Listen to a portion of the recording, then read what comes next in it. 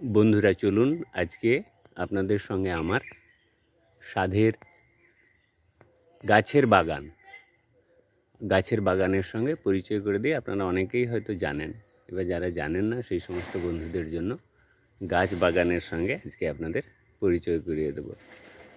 তো এই সময়টা হচ্ছে বিশেষভাবে একটা উপযুক্ত সময়, কেন দেখুন আমার বাগানে অন্যতম প্রিয় গাছ হচ্ছে কামিনী।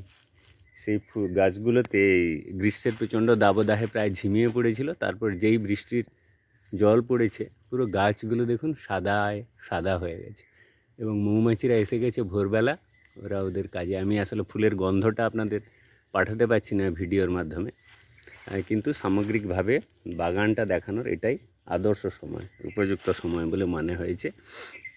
আমি আমার চাকরি জীবনে প্রায় 20 বছর ধরে একটা জায়গা 1 একরেরও বেশি, সেখানে আমার মনের খুশি মতো যত রকমের গাছ হয় এরকম গাছ লাগিয়ে রাখার চেষ্টা করেছি এবং সেই চেষ্টা অনেকটা সফল হয়েছে, এ কথা খুব দৃঢ় প্রত্যয়ের সঙ্গে বলবো।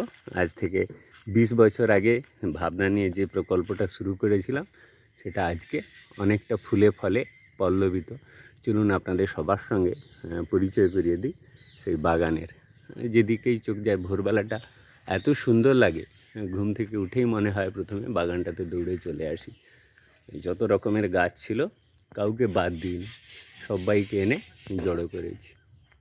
সামনে যে গাছগুলো পড়বে পরপর জানিয়ে দিচ্ছি। এখানে রয়েছে শিউলি, কামিনী, আম, পেছনে সেগুন, আম, সবেদা, তার সবেদার পেছনে রয়েছে জামরুলের পেছনে রয়েছে আমলকির পরে রয়েছে তেজপাতার গাছ, তারপরে রয়েছে কামরাঙার গাছের পরে রয়েছে খেজুর গাছ, তাল গাছ, কাউকেই বাদ দিইনি। আর এই কামরাঙা গাছটাতে যত ফল হয় ওরা পাখিদের আসতে খুব সাহায্য করে, পাখিদের রাজত্ব। ফল হলে, জামরুল হলে, কিছু শুরু হয়েছে সময়ও এদের, এগুলো দেখবেন সমস্ত পাখিরা স্বাভাবিকভাবেই চলে আসবে। শুধু পাখি কেন, আমার এই বাগানে নেউলও রয়েছে, আবার সাপেরাও খুব স্বাভাবিকভাবে নিজেদের বাড়িতে আছে বলেই মনে করে। আমরাও খুব একটা বিরক্ত করি না। সাপ আসলে মানুষের শত্রু নয়, আমরা এদের শত্রুভাবে একটা প্রচার তৈরি করি, কিন্তু অত্যন্ত নিরীহ প্রাণী। বিপদে পড়লে প্রাণ রক্ষার দায়ে ওরা আক্রমণ করে, না হলে নিজের মতো থাকতেই ভালোবাসে। আমার এই বাগানে 400 সংখ্যার ভিত্তিতে 400রও বেশি কামিনী গাছ রয়েছে। সেই গাছগুলোর প্রকৃত অবস্থাটা আপনাদের দেখাবো আজকে, সেই ভাবনা নিয়ে ভিডিওটা করা। রাস্তার দুধার ধরে অন্যান্য গাছের সঙ্গে সঙ্গে আমি কামিনী গাছগুলো বেশি করে লাগিয়ে দিয়েছি, যাতে ওরা আমাদের সঙ্গী হয়ে ফুল দিতে পারে, গন্ধ দিতে পারে। পাশেই বেশ কিছু পানা পুকুর রয়েছে, পরিবেশের ভারসাম্য রক্ষার জন্য অতুলনীয়। এখানে ডাউক রয়েছে, আরও অসংখ্য রকমের পাখি এরা রয়েছে। ওদের ছানাপোনাদের নিয়ে একটু পরেই দেখা হয়। তো আমি কথা বলতে বলতে এগোচ্ছি, ফলে অনেকে স্বাভাবিকভাবে দূরে সরে যাচ্ছে। এই বাঁশঝাড় থেকে শুরু করে সবই একটি নতুন আবহ দিয়েছে, যেটা আমার অত্যন্ত প্রিয়। বাগানের অন্য একটা অংশে এবার আমরা প্রবেশ করছি। মাঝখান দিয়ে রাস্তা রয়েছে, এই রাস্তার দুধারে অন্যান্য উপরে বড় বড় গাছ, সব বৃক্ষ রয়েছে। তার নিচে দেখুন আমি এই ছোট কামিনী গাছগুলো 2 বছর আগে লাগিয়ে দিয়েছি। আর উপরের বড় গাছগুলো এই অংশটায় 10-12 বছর আগে লাগিয়েছি।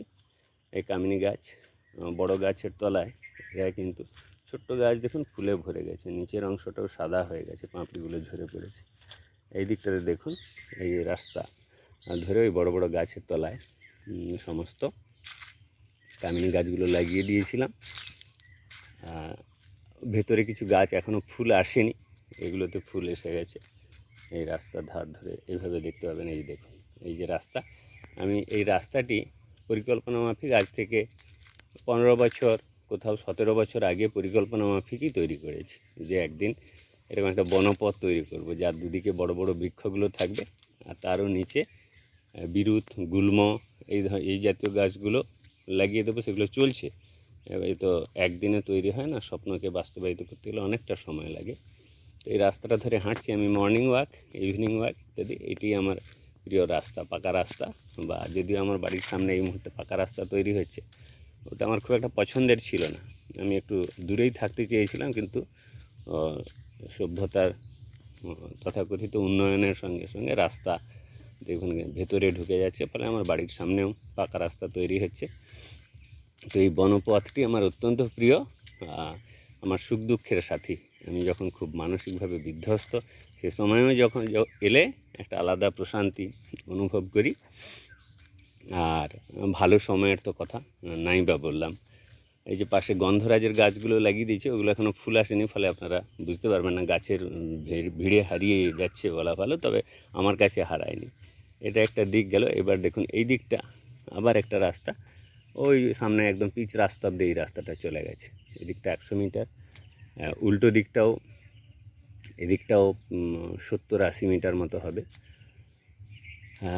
আর উপরের দিকটা, গাছের উপরটা জঙ্গল বলবেন, বাগান বলবেন, যা বলবেন বলুন। উপরটা একটু দেখায়, নিচের মাটির অংশটা দেখাচ্ছিল, উপরের অংশটা দেখুন, গাছ আর গাছ। আর আমার ভাবতে খুব ভালো লাগে, আমি এককভাবেই গাছগুলো লাগিয়েছি। প্রতিটি গাছের সঙ্গে আমার নিজের হাতের যত্ন রয়েছে।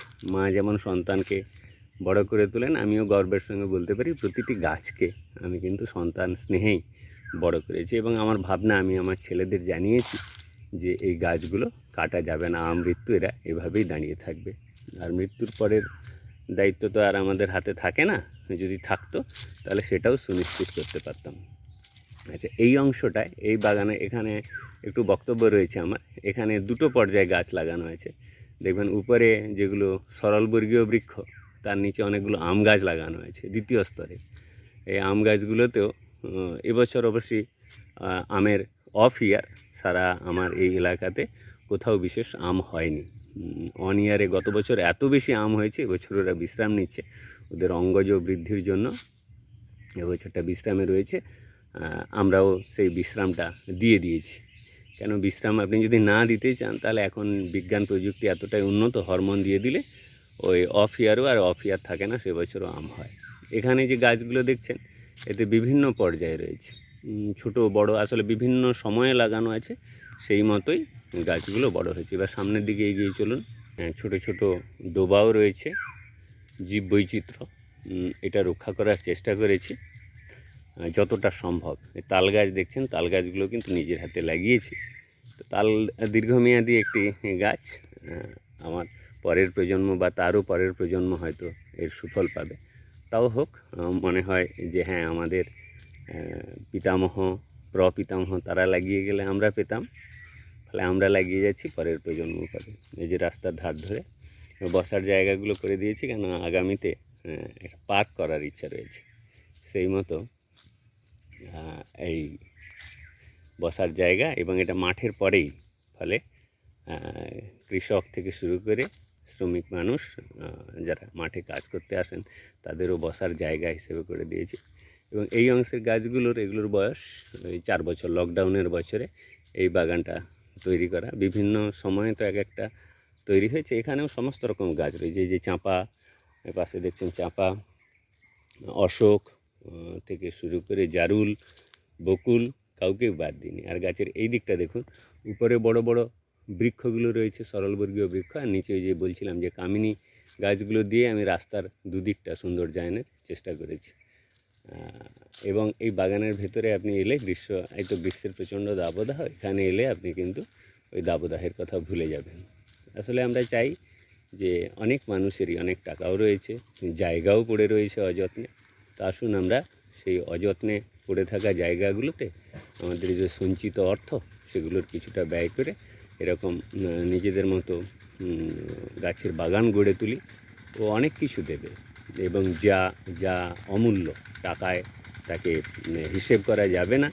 এবং এই অনুভূতি এই বাগানের ভেতরে না ঢুকলে হয়তো বলেও সবটা তৈরি করা যায় না। এখানে একটা বসার আসন করে দিয়েছি, এই যে সামনেই পিচ রাস্তা, আজকের যে গাড়ি, আজকের সময়ের গাড়ি চলছে। এই যে পিচ রাস্তা, বসার জায়গাটা এই জন্য একটু দূরে রেখেছি। আচ্ছা, আরও যে বাগানের শিউলির সঙ্গে সঙ্গে ফুলের নাম তো আপনারা জানেন, কাঁঠাল রয়েছে। কাঁঠালের পাশে আরও যে সমস্ত গাছগুলো, এই যে বকুল, যারা গাছগুলোর সঙ্গে পরিচিত নন, বকুলের পাশে পলাশ। এবং আমাদের এই এলাকায় পলাশ গাছ খুব একটা বেশি পাওয়া যায় না, ফলে আমার ভাবনা ছিল যে আমি আমার বাগানে পলাশও থাকবে। এবং আপনাদের জানিয়ে দিই, 25টারও বেশি পলাশের গাছ রয়েছে। নিম আমাদের এখানকার খুব একটি প্রচলিত বৃক্ষ। বীজ ছড়িয়ে দিয়েছিলাম বাগানের ভেতরে, ফলে ওরা গাছের ভেতরে ভেতরে হয়ে গেছে। ভেষজ গুণের জন্য বিশ্ববন্দিত এই গাছটি। তো অনেক অসংখ্য গাছ, নিম গাছ রয়েছে। তারপর দেখুন জারুলে কয়েকদিন আগে গাছটাতে একদম ফুলে ফুলে ভরা ছিল, আজকে কমে গেছে। তো জারুলের পাশে আবার নিমের পাশে পলাশের পাশে তাল ইত্যাদি যত রকমের গাছ আছে, সবগুলোকে এখানেই বড় হওয়ার সুযোগ করেছি আমরা। আমার নিজের হাতে গড়ে তোলা এই জঙ্গল বলবেন, বনও বলতে পারেন। রাস্তাটা দেখাচ্ছিলাম, চলুন এবার রাস্তাটা ছেড়ে আমার এই জঙ্গলের ভেতরে ঢুকে যাই। ভেতরে দেখুন আনারসের গাছ লাগানো রয়েছে, এবং সাপ থেকে শুরু করে সাপের শত্রু নেউল সবাই আছে। শিয়াল বলা ভালো, বাসা দিয়েছিল বাচ্চা কাচ্চাকে নিয়ে, তো ওরা বাচ্চাগুলোকে বড় করে আবার চলে গেছে। এটা ভেতরের অংশ দিয়ে এবার হাঁটছি। এর ভেতরেও সমস্ত রকমের গাছ রয়েছে, তার মধ্যে অনেকগুলো আপনারা নিশ্চয়ই চেনেন। আচ্ছা, এর মাঝে অত্যন্ত গুরুত্বপূর্ণ কালমেঘ গাছ, যারা চেনেন কাছ থেকে দেখাচ্ছি। এই যে কালমেঘ গাছ মানুষের প্রয়োজনে অত্যন্ত পরিচিত একটি গাছ। অনেকেই আসেন বাগান থেকে কালমেঘ সংগ্রহ করেন। ওই আমি যে 400-র বেশি কামিনীর কথা বলেছিলাম, আসলে বেড়ার ধার ধরে, রাস্তার পাশ ধরে ধরে কামিনী লাগিয়ে দিয়েছি। ফাঁকা অংশ নেই বলাই ভালো। এবার আমার নিজের হাতে তৈরি করা জঙ্গল বলতে পারেন, সেই জঙ্গলের ভেতর দিয়ে হাঁটছি। তাহলে বুঝতে পারবেন যে জঙ্গলের পরিস্থিতি কীভাবে তৈরি হয়েছে। আজকে যখন আমরা জঙ্গলগুলোকে কেটে শেষ করে দিচ্ছি, তখন কিন্তু আমরা ব্যক্তিগত উদ্যোগে অনেকটাই আবার তৈরি করতে পারি। এবং যে কথা বলছিলাম যে আসুন আমরা সবাই মিলে এরকম জঙ্গল তৈরি করি। তো এই জঙ্গল বাস্তুতন্ত্রের ভারসাম্য নিয়ন্ত্রণ করে, পরিবেশের উষ্ণতার ক্ষেত্রেও প্রকৃতির ছায়া হিসেবে কাজ করে। আপনারা যারা পরিচিত নন তাদের উদ্দেশ্যে বলবো যে আমার বাড়িতে তাপমাত্রা অন্য যে কোনো বাড়ির থেকে প্রচণ্ড গরমের সময় 5 ডিগ্রি 6 ডিগ্রি মতো কম হবে, যেটা অনেকটা গল্পের মতো শোনালেও হয়তো বিশ্বাস অনেকে নাও করতে পারেন, কিন্তু যাদের সন্দেহ তৈরি হবে তারা যদি গ্রীষ্মের দিন আসুন আমার বাড়ি, পরখ করে যান, এই ভাবনা নিয়েই পরখ করে যান যে আপনিও যদি আজ থেকে এরকম একটা প্রকল্প শুরু করেন, 10 বছর 15 বছর পরে তার সুফল পাবেন। এসি লাগাতে হবে না। আমি গর্বের সঙ্গে বলি আমার বাড়ির যা ভেতরের আবহাওয়া, তাতে এসির খুব একটা প্রয়োজন হয় না বা হবেও না। সংখ্যার ভিত্তিতে 2000-এরও বেশি গাছ রয়েছে, প্রায় সমস্ত প্রজাতির গাছ, অর্জুন থেকে শুরু করে লিচু, খেজুর, তাল, নারিকেল, সুপারি, কাউকে বাদ দিইনি। যে কোনো গাছ খুঁজলে যাতে তার উদাহরণ হিসাবে তুলে ধরা যায়, তাই সমস্ত রকম গাছ আমার বাগানে রয়েছে। হ্যাঁ, আমি ডাউক বাচ্চার কথা বলেছিলাম, আপনারা হয়তো দেখতে পাচ্ছেন না, আমি কিন্তু দেখতে পাচ্ছি। এই যে বাঁশটা ঝুঁকে পড়েছে, ওর নিচে মা কিন্তু ঘুরে বেড়াচ্ছে 6টা বাচ্চাকে নিয়ে। ক্যামেরাটা আরও শক্তিশালী হলে হয়তো আপনারা দেখতে পেতেন। আমি কাছে গেলে ওরা আসলে সরে যাবে, একটু আড়ালে রয়েছে, ওইখানেই কিন্তু ডাউক বাচ্চাগুলোকে নিয়ে মা নিশ্চিন্তে ঘুরে বেড়াচ্ছে। আসলে যারা ধরতে আসে ওদেরকে বারণ করেছি, ফলে এই জায়গাটা মানে মৌখিকভাবেই সংরক্ষিত হয়ে যে দাঁড়ান এগিয়ে আসছে, তবে আপনারা আসলে ক্যামেরাটা অতটা শক্তিশালী নয়, ফলে দেখতে পাচ্ছেন না। দেখলে ভালো হতো, দেখাতে পারলে ভালো হতো। পুকুর আর বাঁশঝাড় জংলা জায়গা ঘেরা আর একটা অংশ, যেখানে বিভিন্ন ধরনের পশু পাখির বেড়ে ওঠার জন্য অত্যন্ত আদর্শ। আর একটা কোণ থেকে ওই রাস্তাটি দেখানোর চেষ্টা করেছি, যেটার 4টা বাহু মিলে 800 মিটারের কাছাকাছি হয়ে যেতে। না 800 মিটার না, ওটা 400 মিটারের কাছাকাছি হবে। না না ভেবে বলতে গিয়ে একটু অতিরঞ্জিত হয়ে গেছে। 400 মিটারের কাছাকাছি হবে। গাছের তলার এবার কামিনীগুলো দেখাবো। ভিডিওটা শেষ করব একদম বাড়ির আমার যে প্রবেশ প্রান্ত, পাকা রাস্তার উপর থেকে যে রাস্তাটা দিয়ে আমরা প্রবেশ করেছি। আমি আগেও দেখবেন আপনাদের একটা ছবি শেয়ার করেছিলাম কামিনী ফুলের বেড়া। তো এই বেড়াটা আমার এই রাস্তা সম্প্রসারণ মানে পিচ রাস্তা হওয়ার কারণে ওই গাছগুলো সব জেসিপি ওই আর্থ রিমুভার দিয়ে তুলে দেওয়া হয়েছে। তাহলে সেগুলো আবার নতুন করে লাগাবো। তবে অন্য উল্টো দিকের অংশটা সেইটা বরাবর পৌঁছে যাওয়া যাবে একদম বাড়ির প্রান্তে। আজ এই পর্যন্ত। আপনাদের আমার বাগানের সঙ্গে পরিচয় করে দেওয়ার ভাবনা নিয়েই আজকের এই ছবি। ধন্যবাদ।